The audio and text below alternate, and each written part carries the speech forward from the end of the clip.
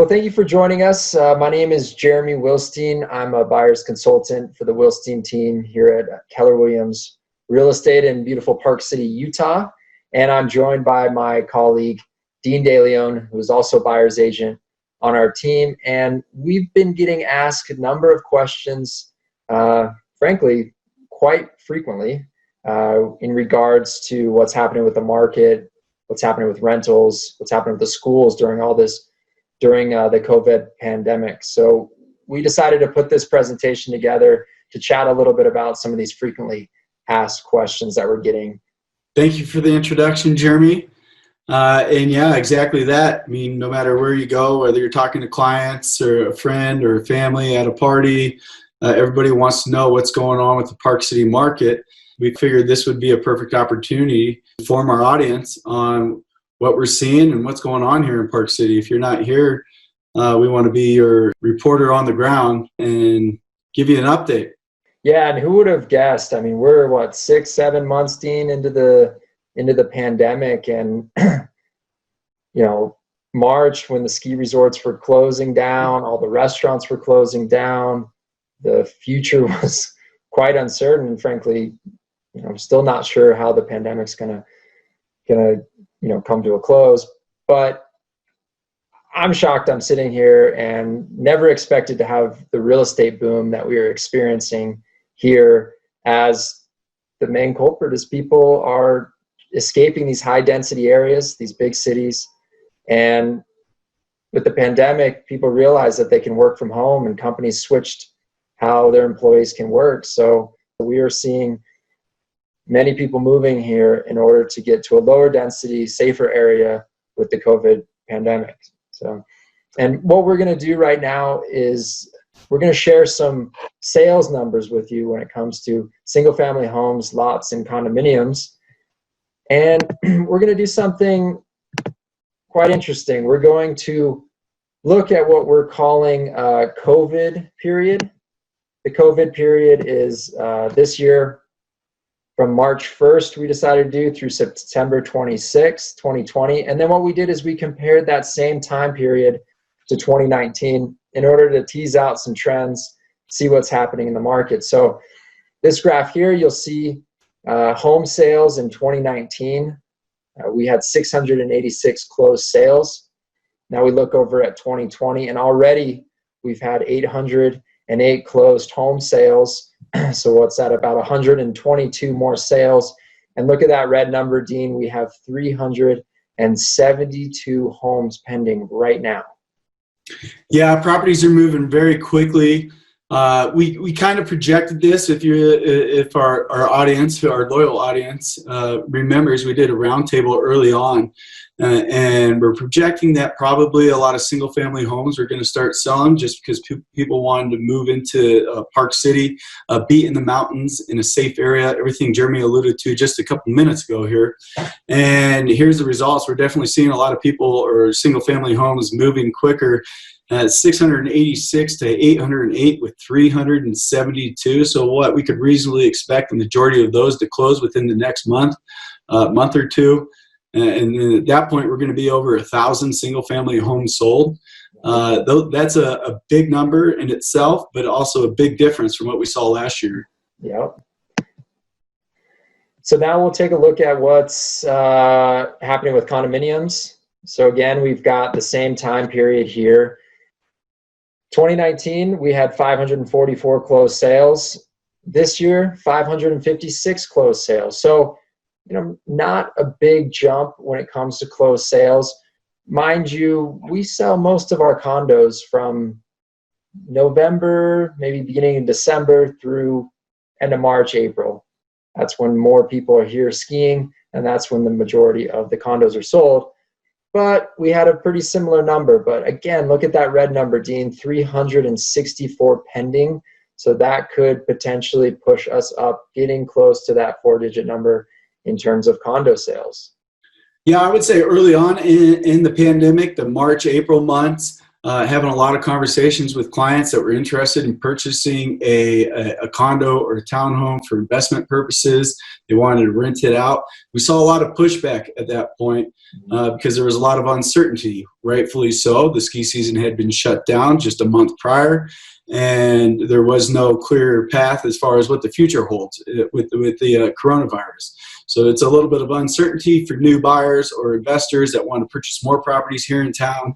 They were unsure if they should purchase their property, knowing that the upcoming ski season is an unknown, essentially, as far as what's happening.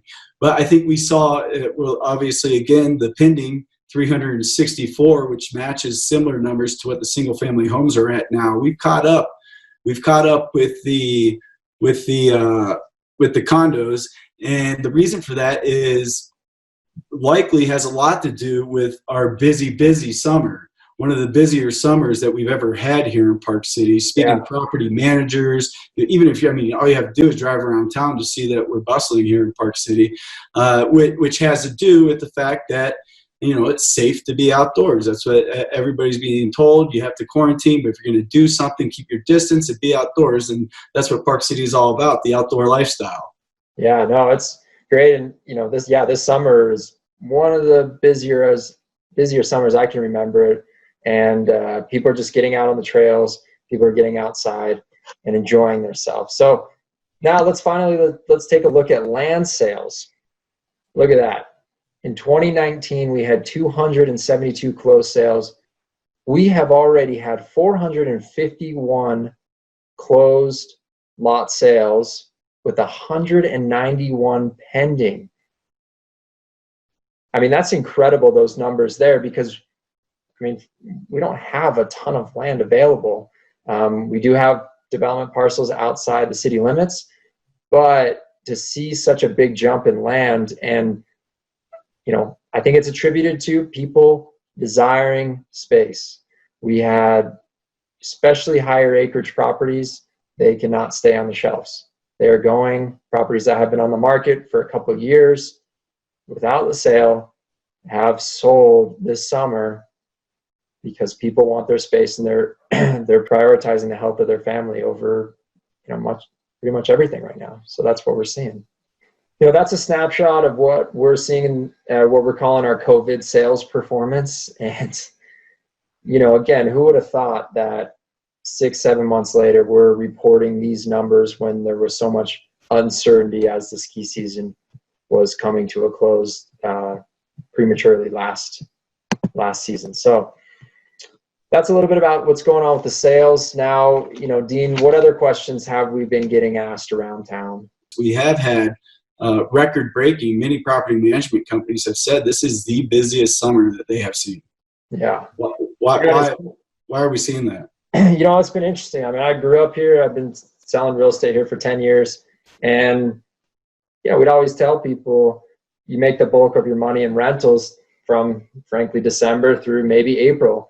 And then, you got your holding period over the summer, and you might get some rentals here and there, but really you're going to make the most of your money during the winter. And this year has been a total reversal. Not even a reversal, but we're seeing rental figures just pretty astounding this summer. And I think what it can be attributed to, and what many of these property managers are saying, is people are coming out, they're renting maybe for a week and a half, but then they're extending, and then they're extending again, and they're extending their stay again, because you can work remotely and kids might not even be back into school depending on where they're from. And now the kids can do school from wherever. So why wouldn't you come out to the mountains and be able to recreate, have a safe place for your kids to play, and also be able to do your job? And if you need to go back to wherever you're from, Salt Lake International Airport is only 30 minutes away, and just completed a big expansion out there. So really the main thing with the rentals is people are extending their stay. A 1 week or 10-day rental might turn into a 30-day or 60-day or 90-day. And that's different. That's different than what we've seen in the past. So.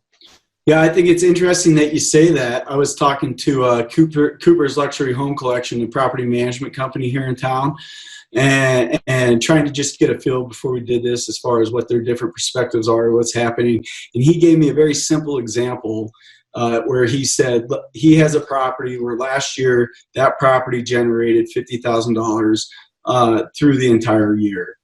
And in that, of that $50,000, it was collected from 10 different renters. So they had 10 different turnover points from 10 different renters. Now to this point here today, or the other day when I talked to them, they have already matched that $50,000 income generation, but it's only been from 2 different renters. Wow. So likely, I mean, I didn't get into details about it. He's got his client confidentiality, but likely they had a renter in the winter time. Right before we shut down. And then after that, somebody came into town and rented it throughout the rest of the summer because they want to, and are willing to pay that premium to stay here in Park City with so much demand right now, even for a summer rental. But we're willing to do that. And now we're only in September, right? We still have Thanksgiving, Christmas. So they're looking much better for the rental potential in the year compared to last year, which I'm sure is a welcome surprise to the owner of that property, because there was a lot of concern there right when the coronavirus pandemic started. Yeah, no, interesting points. And, it's amazing how trends in our market and trends in how, investment properties make money here in Park City can change so quickly. And, I think we've seen also people that have been renters have enjoyed their time here so much that they've then turned into buyers. And they've been buying property because, again, they can work remotely, and the kids might not be going back to school. So we've seen rental figures go up, and then we've seen buyer activity go up as people, again, are the main thing here is coronavirus. Don't the kids have to go back to do whatever back home? How are you able to stay here and just completely shut down your life from back home and then expand out through multiple months where you typically would have had plenty of different things to do back home, but now you're not able to go?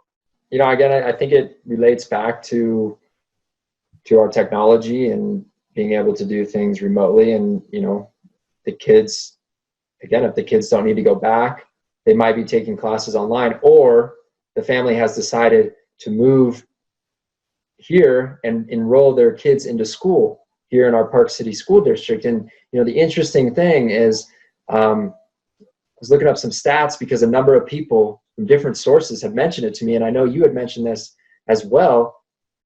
There are 400 new student enrollments in Park City School District and 200 new enrollments in the Park City High School, which, me and Dean both went to Park City High School. And I remember we had maybe 250 people in our grade, maybe 300 people, and they just got 200 new students, almost an entire or half a whole grade. Yeah, and we were looking at those stats, and looking back at the stats, they've been pretty consistent, regardless of the appreciation that we've been seeing since 2014. You've seen pretty consistent numbers as far as students that are in school, and then this year, 400 students. And for those people watching that aren't familiar with how many people that is in a small town like Park City, maybe from a big city where it doesn't sound like that big of a deal, but that is roughly in 1 year, a 10% increase in total number of students that are going to school here in Park City. And a school system that is pretty full to begin with, but at the same time, fortunately, being the top public school in the state of Utah, top 1% public school in the nation as far as test numbers, graduation rate goes. So there's no big surprise why a lot of people want to go to the Park City School District, but 400 new students, and it has to do with exactly that. On top of it, not just the renters. So we've been talking a lot about rentals, but a lot of those students are the second family or the second homeowners. Mm-hmm. So the second homeowners that were in the cities or wherever they're coming from, whether it's California, Texas, Chicago, New York, Florida, wherever they're coming from, they've decided to come and stay, and which, getting to that point, explains why there's a demand for the rentals, because there's not as many rentals, because a lot of the homeowners are using their property not as an investment, but as their second home. And staying here and not wanting to go back for the school year, Park City School District is allowing kids to go to school. You can opt to do home classes or Zoom classes. However, if you want to go to school, you can do that. And a lot of the kids are choosing to do that, and they feel safe doing that. And so far, so good. I haven't heard anything. But that's another reason why we're having so many more students, is because we've got more second homeowners than primary homeowners in Park City, and now they're staying in their home and sending their kids to the schools. So all the numbers are just higher. Yeah, no, it's interesting. The amount of second homes here that get used maybe 1, 2, 3 weeks out of the year, and now they're being used full time. So that's why we're seeing such a big increase in number of students and families and people recreating and around town. So the dynamics of town has changed a little bit, but it's all good. We're moving forward with everything, and that's what I want to bring up. The next point, big announcement this month. After many years, the Salt Lake City International Airport has opened a new terminal, new parking garage, new concourse, to the tune of, I believe it was $4 billion airport that was started in 2014. And just this month, September, they had their grand opening. And I haven't been to the airport yet. Probably not the best time to open an airport. I don't think they had much choice in when they were going to open it, but yeah, probably not the best. But as we've seen, Utah, with the favorable taxes for businesses, property taxes, and property taxes, and the accessibility, we needed a bigger airport. We needed a more state-of-the-art airport, handle more flights. So, Park City has always been a benefit, and one of the few ski towns that is easily accessible. 30 minutes from Salt Lake International, you're up here, you're at your place. You've got Vail, you've got Aspen, you've got all the Colorado resorts. You have to take a flight into Denver and drive a couple hours and hope you don't slide off the road in I-70. And if you've skied there, you know what I'm talking about, because I've done it before. So the new airport, grand opening, lots more flights, lots more direct flights from all the big cities. So it's going to be a benefit for Utah as the economy grows and businesses make Utah their home. Yeah, that's a good point, Jeremy. I mean, it's probably more well known now than it used to be, but Park City is one of the only ski towns probably in the world, I don't want to say definitely in the world, that is 30 minutes from an international airport. We talk about it all the time, but proving during these COVID times to be even more resourceful, because people that are working from home, staying in Park City, whether it's a second home or they're renting, they know that they could have their family here and they can work from home in their home office. And then if they do have to go on a work trip, it's so easy to get to the airport. 30 minutes, you're at the airport. You jet back to wherever you're from, go to your meeting, you fly back to Park City, 30 more minutes, not a long drive at all, and you're back at your house. So, I mean, it's very easy as far as being a businessman in Park City, working from home, traveling, and a lot of these benefits are really floating to the top as far as why Park City is such a great town to be in. And not to mention, we have 2 world-class ski resorts. Used to be 3, but now we have the 2 world-class ski resorts right here in Park City. We didn't get rid of any skiing. It's just simply when Vail took over, they took Canyons, and then they eventually took over Park City as well. But with that being said, we're still 45 minutes to an hour to 1, 2, 3, Alta, Snowbird, Solitude, Brighton, Powder Mountain, Snow Basin. So 5 other world-class ski resorts. All those ski resorts too are close to the airport, within an hour's drive.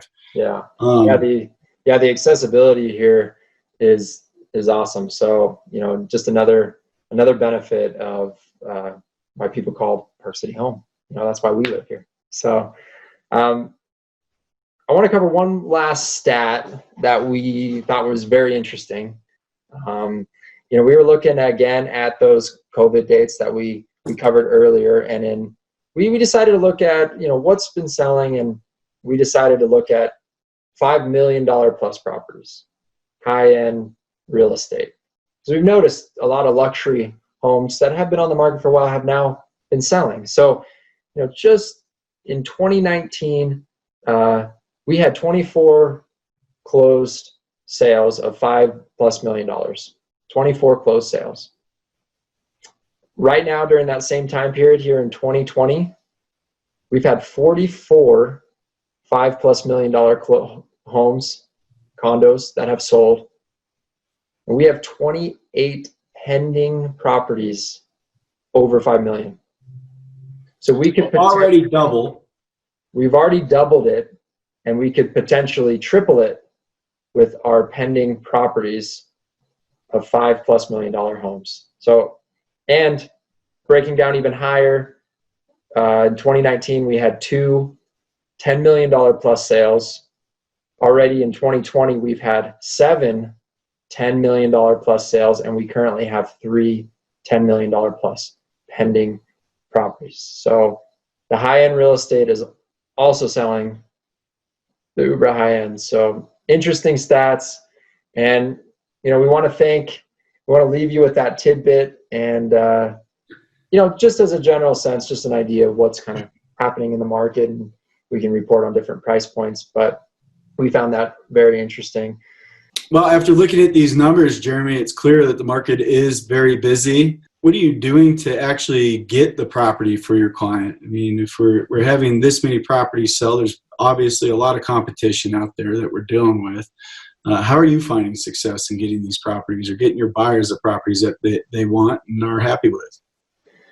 Yeah, no, that's a great question, Dean. And, there is the mentality of you wait for it to come on the MLS and you put your best foot forward, and maybe you're competing with a number of different offers. Maybe you're not. But the strategy I like best, and it takes more effort on my part, and I know you do this, Dean, as well, for your clients, is we actively go out, talk to different agents, and try to find properties before they hit the market. That's the best strategy right now. And we love doing that. I mean, just last week, found 3 listings before they hit the market, got my buyers videos of them, got my buyers in on one of them to see them. What a great benefit before it hits the market. Sometimes you can secure the property before it hits the market if you make a favorable offer, or when it does, you're there ready, you've already seen it, you're not panicking trying to schedule a showing. So the best way in this market right now is to find the property before it hits the market. And that's just one of the benefits of working with us here on the Wilstein team. But one thing we do need to know is we need to know what you're looking for. So you can sit passively by and just watch the properties come on the MLS, or you can contact us and you can put us to work for you to find that property before it hits the market or right when it hits the market, so you have the best possible chance at getting it and not sitting in the back seat waiting for it to come. We're here to work for you. Dean is one of the hardest workers I've seen. So, either one of us, we're going after properties and we're trying to find them. Yeah, I would second that. A lot of properties being sold sight unseen right now, but we get the upper hand.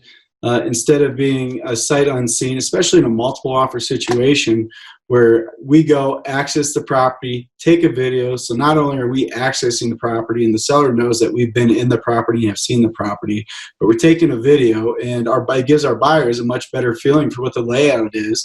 And they don't have to brave flying if they don't want to. A lot of people are flying, but a lot of people are still hesitant to fly here in these COVID times. Yeah. And they don't have to do that. And we'll give them a first-hand tour through the videos that we'll go through and take early on, as soon as possible, because if you wait a couple of days even now to fly out, you're going to miss the opportunity to purchase that property. So we need to know what you want, and we need to know, and we need to get in there and act quick. Yeah, and so the best way to do that is you can either give us a call or send us an email. Let us know what you're looking for. You can contact Dean at thewilsteinteam.com or me, Jeremy, at thewilsteinteam.com. And just shoot us your criteria, what you're looking for. No big deal. And we'll go to work for you trying to find that right property. So we want to thank everybody for joining us. Again, feel free to reach out to us with any questions, or if you want to put us to work for you. And again, I'm Jeremy Wilstein, and we got my colleague, Dean DeLeone. And I want to thank everybody for joining us. Dean, thanks for joining me on this Saturday night. I'm going to give up your Saturday night. I know your girlfriend's going to be upset with you, but for the people. All right. Thanks, everybody. Have a good night. Thank you. Bye.